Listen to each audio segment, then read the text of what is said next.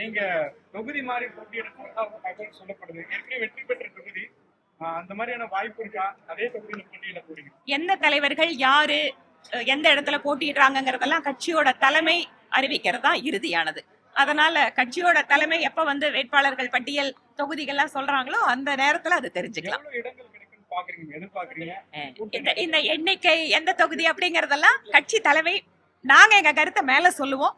மேல வந்து டெல்லி தலைமை என்ன முடிவெடுக்குதோ அதுதான். விஜய் வந்து பாஜக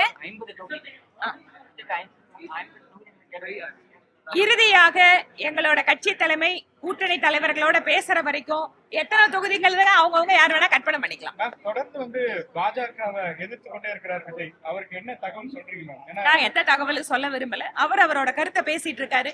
கூட்டணி பேச்சுவார்த்தைகள் மற்ற விஷயங்கள்லாம் போயிட்டு இருக்கு. அதனால அவரோட நோக்கம் திமுகவை அவர் வந்து ஆட்சியிலிருந்து அகற்ற வேண்டும் அவர் சொல்றாரு. திமுகவை அகற்ற வேண்டும் என்றால் வெறும் விஜய் அவர்களால் அகற்ற முடியுமா? அதை வந்து அவர் யோசிக்கணும்.